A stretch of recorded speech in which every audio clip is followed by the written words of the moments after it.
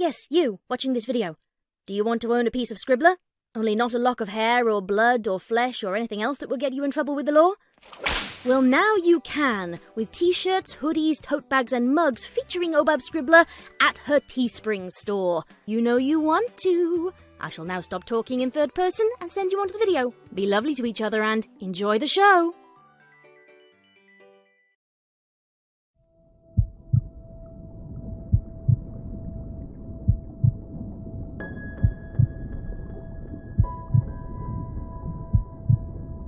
In the darkness, Spike felt safe. No danger, no future, no past. Just warmth and safety. He wasn't afraid. The weird sensations he felt all over his body were just that. Sensations. They even tickled a little. Spike could not focus on them for too long, simply because he did not want to. He simply wanted to float. Float and forget. He was aware of his body. Not aware in the sense that he acknowledged his existence. Aware in the sense that he suddenly knew every curve, every nook, and every cranny of his physical self. In his mind's eye, Spike saw himself. It was like he was both inside and outside his own body, undressing his outer layer to reveal the squishy interior. He could see his own piercing eyes, the roundness of his form, the chubby little fins protruding from either side of his body. What? Spike opened his eyes, really opened them. His consciousness rushed back into his body all at once. But somehow, he was still floating. The void evaporated, taking with it the intoxicating feeling of comfort and security. Light was seeping into Spike's world, but he felt as if he was being slowly crushed. Through a wobbly haze, he saw 5 faces he immediately recognized. They were distorted, but the features were recognizable. They were his pony friends, each peering at him with identical expressions he could not quite understand. It didn't matter. All that mattered was that they were out there. Spike wasn't alone. Hey guys, could you get me out of here? But the words did not leave Spike's mouth. He heard them in his own brain, their echo bouncing off the walls. He tried again, attempting to open his mouth and actually speak. But the words hit an invisible barrier and fell back into his own mind. The sensations were back. They had become more intense and much less easy to ignore. Spike felt like he was burning. He flailed, trying to shake the inferno off of his body, but somehow that only made it worse, as if he was flopping around in a puddle of lava. He could feel the slow evaporation of his physical self as parts of him burned away. He could feel the heat moving inward, spiraling deeper into his body until it hit bone. Spike screamed for help, but the words hit the barrier. Again, louder this time, and again they did not leave his mouth. As he struggled to speak, he realized something. He was a pufferfish. That was why he could not speak, why his body was round, why he had fins. He had no claws, no ability to breathe fire. He could wiggle around, but the confines of his prison allowed very little more than that. Spike had, as an automatic self-defense measure, puffed up in an attempt to free himself, but his prison had simply expanded itself to accommodate his size. Puffing up was the only thing he could count on, and it had not done anything. He tried to remember everything that had happened. Had they not been talking with Queen Novo?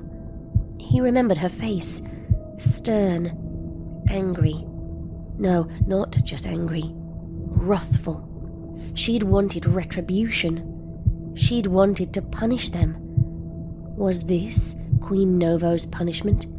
Trapping Spike in some kind of sack-like object to slowly disintegrate him? But why him? Why were all his friends just floating outside and watching? You're awake. The cheery voice caught Spike off guard. He tried to whirl around, but he could not force his body to move. But he recognized the voice. It did not come from outside. It did not even really come from inside. It was floating somewhere between, pushing his scurrying thoughts aside. Twilight? The name burst inside his brain. When her voice replied to him, Spike felt he could have burst into relieved tears. Oh, good. I was afraid you wouldn't remember. She sounded slightly distant, but incredibly blissful. Her tone contrasted so dramatically with Spike's circumstances that he nearly believed he was having an auditory hallucination. But, dream or not, he had to try. Timidly, but with hope, Spike replied, Can you get me out of here? Twilight was silent for an entire minute. Spike started to believe that he really had been hallucinating her voice. Everything around him already felt too surreal to be part of his reality. I can't do that, Twilight said finally. Spike could see his friends shifting their positions a little. They did not look quite right. Their faces were normal, but their bodies were much narrower and lacking the features that would have marked them as equine. They had changed, just as he had, becoming creatures of the ocean. But why weren't they helping him? Why? Just use your magic! He wasn't sure what was going on. His head was spinning as he tried to comprehend this reality, putting the past and present together to form a cohesive picture. He saw Queen Novo's angry, wrathful face, the faces of his friends, the deepest and darkest part of the sea. But it was all burning away, like someone had set fire to the pages of a book. His body was being engulfed, but at a pace that was much too slow and thorough. Spike was melting, dissolving, ceasing to be, but he couldn't move.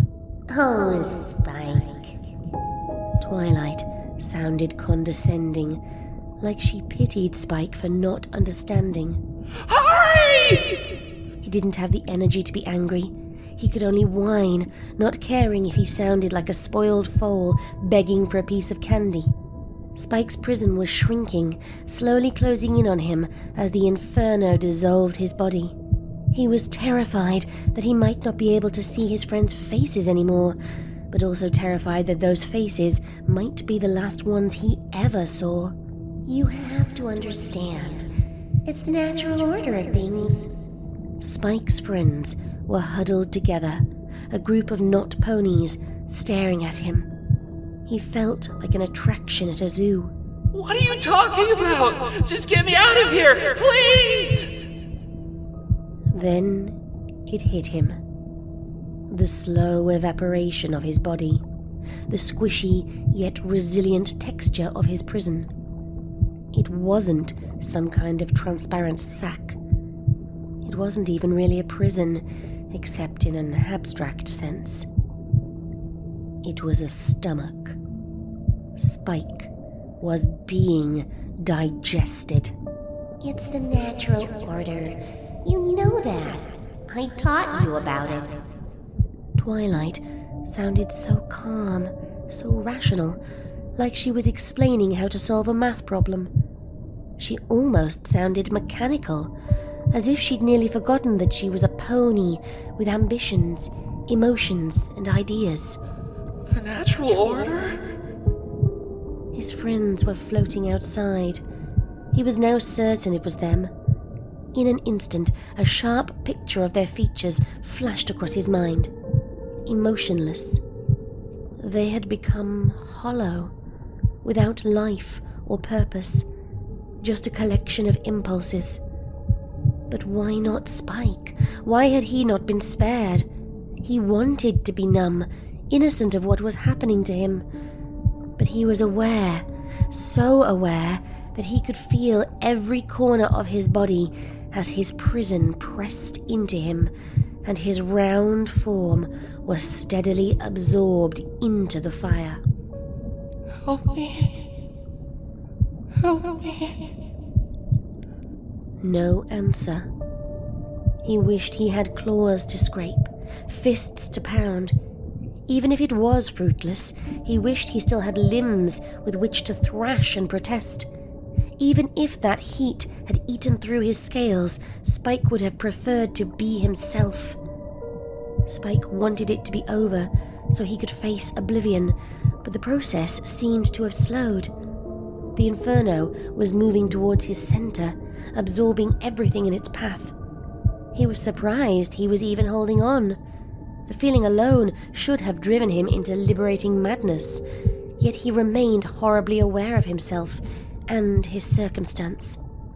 From outside to inside, squeezing and burning its way toward what was left of his mind. Help me. But Twilight seemed to have left him for good. Whatever portion of her conscious mind had invaded his own had retreated, leaving Spike to his fate, leaving him to watch as his pony friends observed disinterestedly, leaving him to feel his own body dissolving. The natural order, she had said.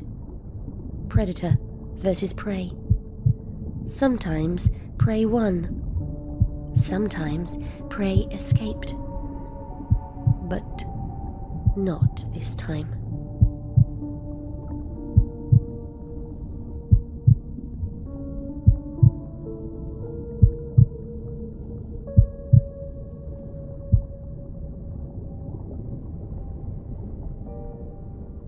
Once Spike had been completely digested, Twilight faced her friends. Her gaze roamed from blank stare to blank stare, taking in their complete lack of interest. She no longer saw anything remotely sapient in those eyes. They'd all given in, becoming nothing more than instinct. Twilight smiled. It had not taken her friends long to turn. She was far off herself, but at least she understood what she was going to become. That was why she had not resisted. Perhaps that was what had slowed down the process. Maybe that was how Spike had stayed himself for so long. Her eyes settled on Applejack, or at least the fish creature that had once been Applejack, with a wide smile. She was still hungry. Famished. Hungry as, well, a horse. But there were no hooves to be found anymore. Merely fins, a triangular body, and a remarkable new ability Twilight appreciated. She was not even sure what type of fish he was. She should have known, but that knowledge had vanished into the bottomless pit that her mind was steadily becoming. Applejack turned and swam away at an admirable pace. She was quick in her fish form, but Twilight knew she was quicker. And she just so happened to love a good chase. She started off after Applejack. Eventually, Twilight would forget about Ponyville. She would forget everything. This was her life now. Deep, dark, and eternally free.